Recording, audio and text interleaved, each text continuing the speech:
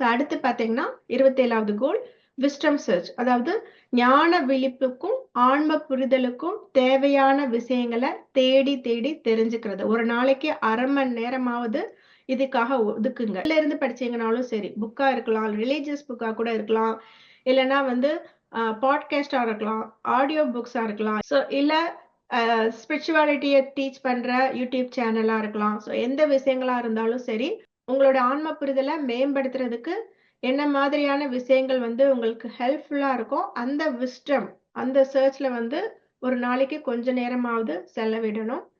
அதுக்குரிய கோல் தான் இது. உங்களுக்கு வந்து இப்ப உட்கார்ந்து புக் படிக்கிறதுக்கு டைம் இல்ல அப்படின்னு நினைச்சீங்கன்னா, இப்ப ஏகப்பட்ட ஃபெசிலிட்டி இருக்கு. ஆடியோ புக் இருக்கு, கிண்டில் இருக்கு. இந்த மாரி நெறைய விஷயங்கள் இருக்கு. இல்ல பாட்காஸ்ட் இருக்கு, இல்ல யூடியூப் இருக்கு. இந்த மாரி நெறைய விஷயங்கள் இருக்கு.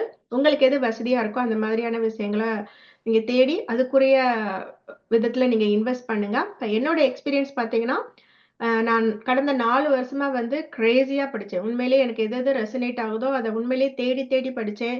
குக் பண்றப்ப, டிரைவ் பண்றப்ப, வாக் பண்றப்ப, எப்பப்பலாம் வந்து வேலைகள் பார்க்குறப்ப எனக்கு வந்து ஃபுல் ஃபோக்கஸ் அதுல தேவையில்ல அப்டின்னா, மாரி எப்பப்பலாம் கிளீன் பண்றப்ப, வீடு கிளீன் பண்றப்ப, எப்பப்பலாம் வந்து என்னால பண்ண முடியுதோ, அவ்ளோ கிரேசியா வந்து நான் நெறைய விஷயங்கள தேடி தேடி படிச்சேன். அந்த தேடி படிச்சதுடைய அந்த ஓவர்ஃப்ளோ தான் வந்து எனக்கு ஒரு ஒரு ஸ்டேஜ்ல வந்து I cannot hold it with me அப்படின்ற மாரி இருந்தது. ஏன்னா எல்லா டாட்ஸும் ஒரு இடத்துல கனெக்ட் ஆச்சு. ஓகேவா? அந்த கனெக்ஷன் தான் வந்து உண்மையான அந்த ஞான புரிதலுக்கு ஹெல்ப் பண்ற விஷயங்கள். ஸோ நீங்க இந்த மாரி இந்த விஸ்டம் ரிலேட்டட் கான்செப்ட்ல நீங்க உங்களோட டயத்த இன்வெஸ்ட் பண்றீங்க அப்படின்றப்ப, உங்களோட கான்ஷியஸ்னஸ் என்ஹான்ஸ்மென்ட்க்கு வந்து அது கண்டிப்பா உதவியா இருக்கும்.